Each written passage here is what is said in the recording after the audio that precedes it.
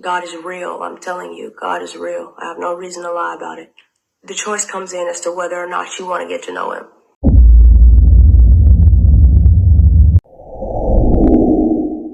Greetings and welcome. So recently the celebrity China Anne McClain did a live on Instagram where she spoke on the existence of God. I appreciate that China Anne McClain, though a celebrity, is seeking God and believes in the existence of God and is trying to send the message to the world. So hear her out as I listen and react to this video. Kindly subscribe and comment. I have recently a lot, especially on TikTok. Whenever I mention God, I hear kids like, I need more proof. Like, you can't just expect people to believe something for no reason. Like, where's the proof? Like, you're going to ignore scientific evidence and all of these things that go against God being real. And I don't really know where that came from. I don't know who told them that science has disproved God's existence, but that's not the truth. Scientists may tell you that God is not real, but science doesn't tell us that. Science actually tells us the opposite, lines up with the existence of a creator, a being higher than us that created these things around us. And I gave an example that I'm going to share with you all, and I need you to bear with me.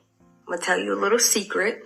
This building that I'm in right now, before I go home, I spoke to the owner of it, and he told me something that he told me not to share, but I'm going to anyway with you guys. He informed me that this building that I'm in right now built itself. Now, I know it sounds crazy, but it's the truth and you should believe it. They left the land alone for like over 100 years. Came back, built a whole building built, but no one built it. Do you believe me? No. You don't? Why? Have you ever met the builder of this building? Nope. Have you ever seen the builder of this building with your eyes? Do you know their name? Have you ever come in contact, even somebody you know that's met the builder of the building I'm in right now? Do you even know what building I'm in right now? What state I'm in? Where I'm at? None of those things. You don't know any of those things, yet you believe that someone built this building. Why? Is it because there was no build themselves? The building exists and you know buildings don't build themselves? That's enough proof for you to believe that someone built this building? You're right. It's logical thinking that buildings don't build themselves. And for this building to exist, someone or something had to build it, whether it was man, woman, child, machine, or something else. Someone built this building. If we came across a bunch of abandoned paintings at a junkyard somewhere, what's the first question we would ask ourselves? Be like, who painted these paintings? We wouldn't ask ourselves, I wonder if someone or something painted these paintings. No, the paintings are there. That wouldn't even cross our mind. The first thing our mind would jump to is who painted the paintings. Because paintings don't paint themselves. So if a building is proof of a builder and a painting is proof of a painter, and them existing, their existence is all the proof you need to know that there was a builder and a painter, why is creation not proof of a creator for a lot of people in their minds? Why does that not click in the same way? Why is the existence of water and trees and birds and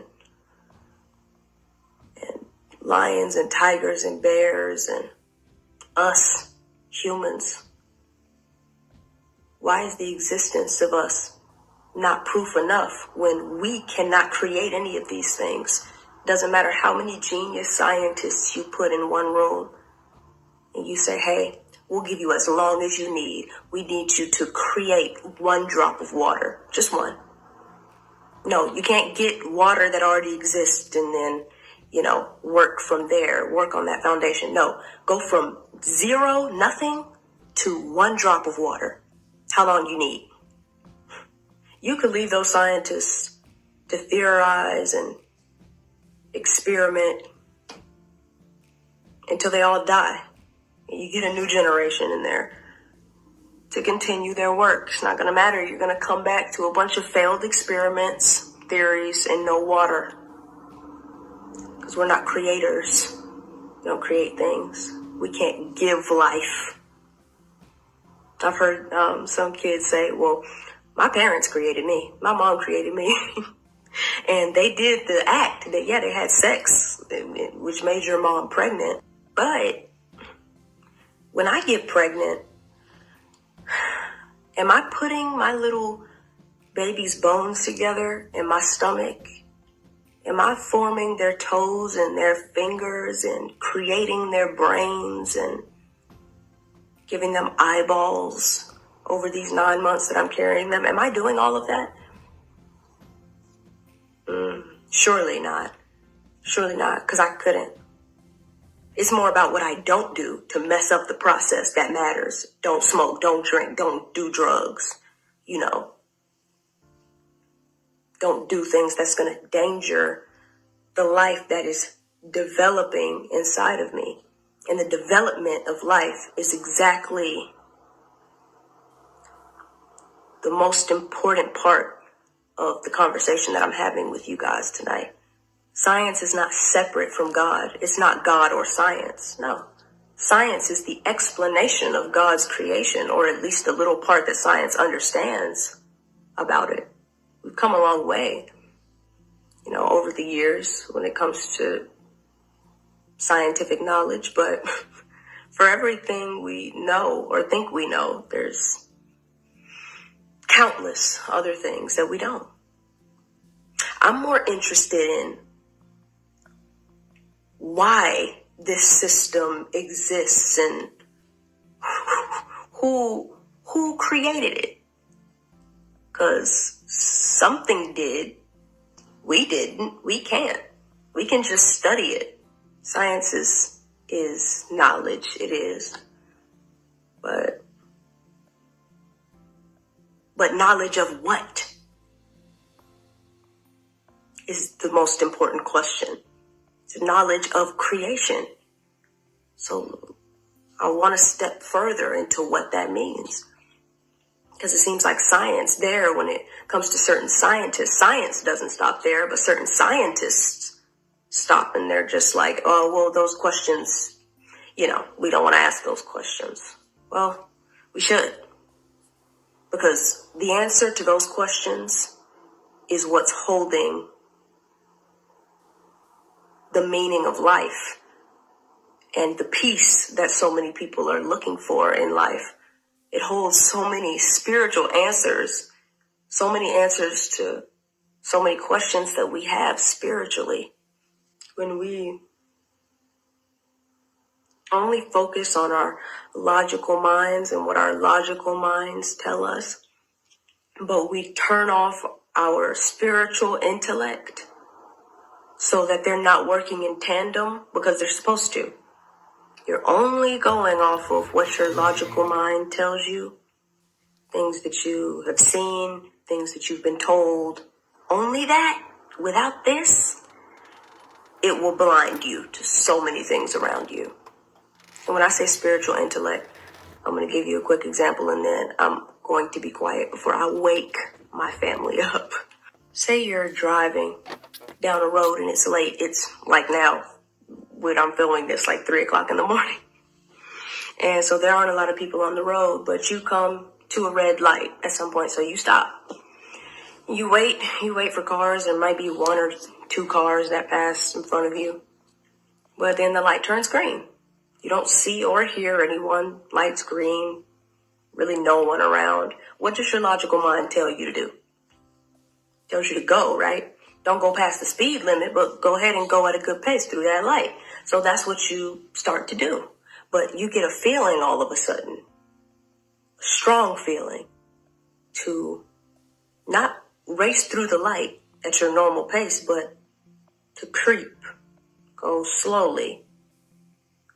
And because this feeling is so strong, for some unexplained reason, you listen to it over your logical mind that's telling you there's nobody around, you don't see or hear anything that's dangerous, go. But you listen to that feeling, so you creep. And just as you're creeping out, this huge truck just, boom, plows through and passes right in front of your car. They ran the red light. And if you had gone at your normal pace, like your logical mind was telling you to do, you'd have been right in the path of that truck. You sitting there like, I am so happy I listened to that feeling. That's that spiritual intellect. People call it intuition. Like it comes from us, but we can't give ourselves knowledge that we didn't have a second ago. Like, do you understand how thermonuclear astrophysics works? No, I don't either. Can you explain it to yourself real quick? Can you teach it to yourself so that you can teach me? Because I'm curious. We can't teach ourselves things that we don't know. We need somebody to teach us. God is my teacher. That's how I'm able to sit here and tell you guys these things. I don't know these things until I say them most of the time. Because he gives me the knowledge because I'm supposed to tell you.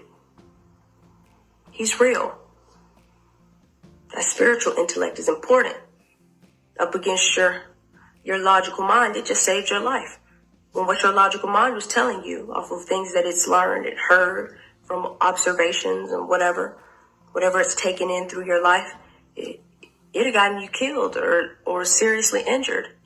God loves us, all of us. Doesn't matter what we've been through. Doesn't matter how we're currently living our lives. No one's better than the other. No one's worse off than the other. No, we're all human, and we're all struggling every day with something. We're all in the same boat. None of us are in the position to be judging each other. The only human being that has ever walked the face of this earth that has been better, that has been good, is Jesus.